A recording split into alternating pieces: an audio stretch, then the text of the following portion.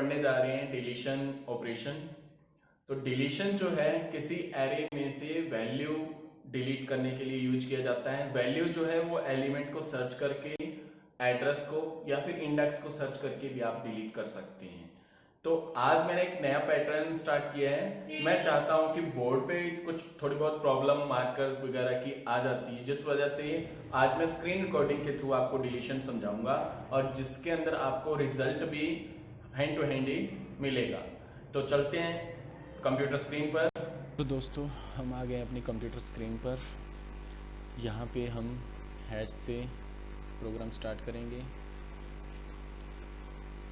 include stdio.h main।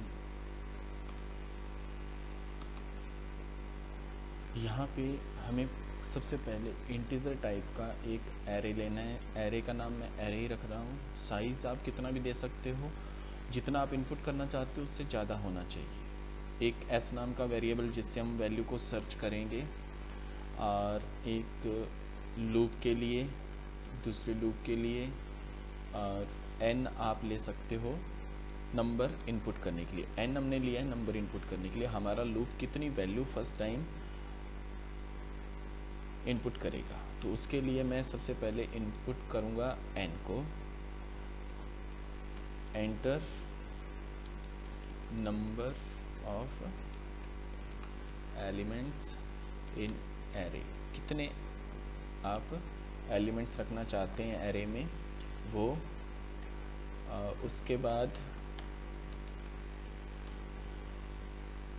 %d की सहायता से, %d क्यों लगा रहे हैं हम, ये हम पहले पढ़ चुके हैं सब।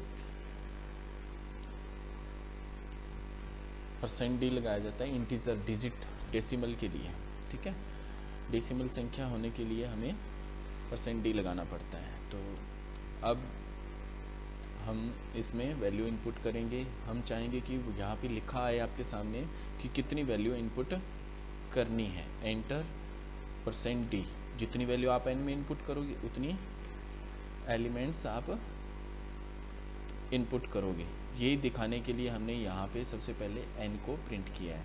जितने आप इनपुट करोगे उतनी संख्या ये आपको पूछेगा।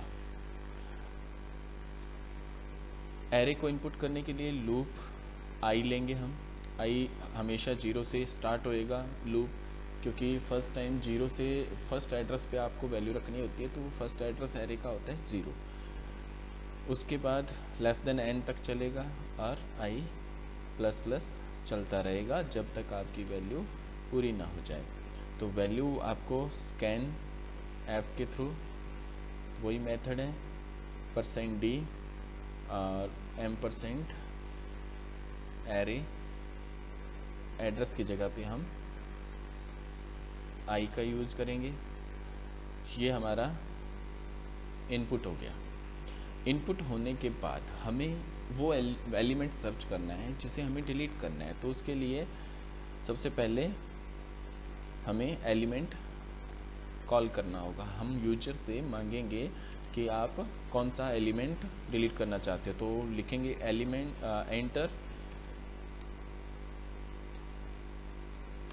Element that you want to delete. वो एलिमेंट बताइए जो आप डिलीट करना चाहते हैं। तो यहाँ पे हम एलिमेंट scanf के थ्रू नए वेरिएबल, मैंने वेरिएबल ले रखा है इसके लिए s, ठीक है। तो s वेरिएबल में हम इसको स्टोर कर लेते हैं। अब सबसे पहले हमें इसको सर्च करना होगा। सर्च करेंगे हम पूरे एरे में से। तो पूरे एरे को फॉलो करने के लिए हमारे पास है लूप। लूप 0 से स्टार्ट होगा, i लेस देन n तक चलेगा और i प्लस प्लस चलता रहेगा। फिर उसके बाद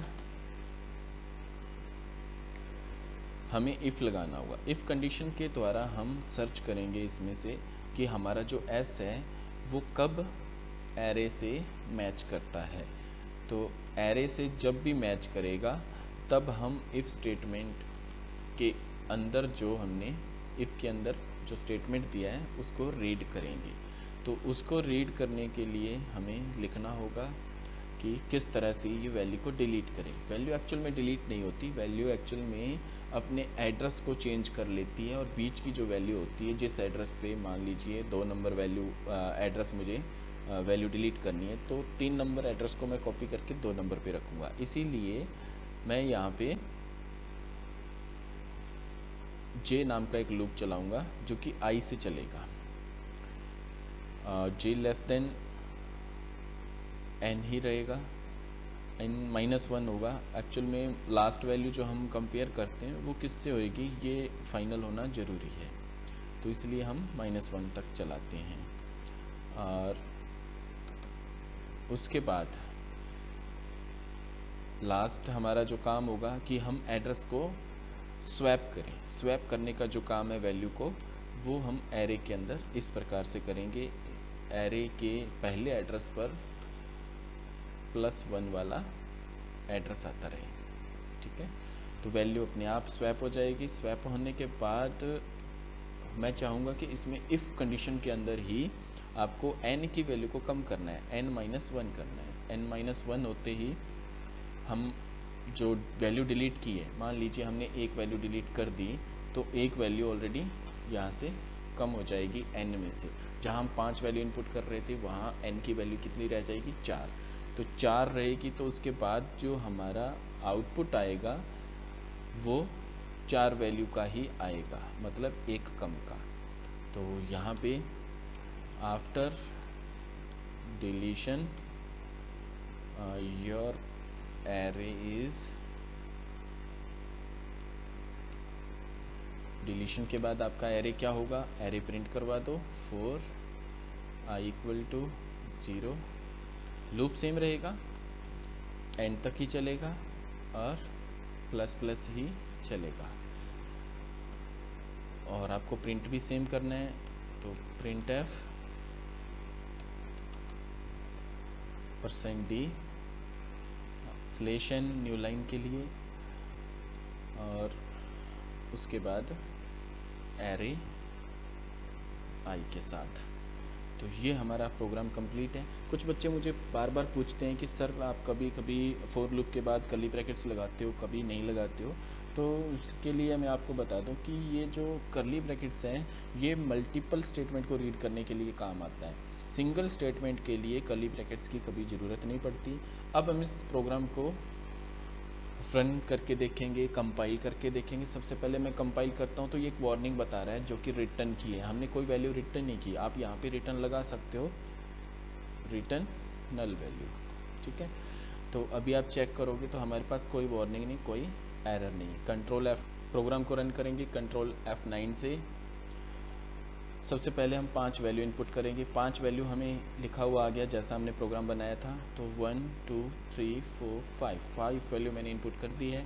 अब ये पूछ रहा है कि कौन सी वैल्यू डिलीट करनी है। मैं इनमें से कोई एक वैल्यू दूंगा। लाइक मैं 3 देता हूँ कि 3 नंबर वैल्यू, ऊपर से भी तीसरी नीचे से भी तीसरी है, तो थर्ड वैल्यू हमारी डिलीट हो जाए। और प्रोग्राम का आंसर चेक करेंगे तो आप देखेंगे कि इसमें यहाँ पर 1 2 4 और 5 आंसर आया है, 3 गायब है। यानी कि हमारा एरे जो है वो डिलीशन के ऊपर काम कर रहा है। कहने का मतलब ये हो गया कि डिलीशन हमारा प्रॉपरली वर्क कर रहा है। इस तरह से हम डिलीशन को एक्सेस करेंगे। डिलीशन जो है वो एलिमेंट, एड्रेस और इंडेक्स तीनों पे काम करता है। तो इसी प्रकार से आप एड्रेस और इंडेक्स को भी सर्च करके डिलीट कर सकते हो। तो स्टूडेंट्स ये था हमारा डिलीशन ऑपरेशन। तो इसके बाद आज का जो डिलीशन ऑपरेशन मैंने समझाया है स्क्रीन कास्टिंग के थ्रू, तो आप ये जरूर बताना कमेंट के थ्रू कि कैसा रहा, कैसा फील हुआ आपको, ये ज़्यादा बेटर है या पहले बोर्ड पे जो पढ़ाया जा रहा था वो ज़्यादा बेटर है।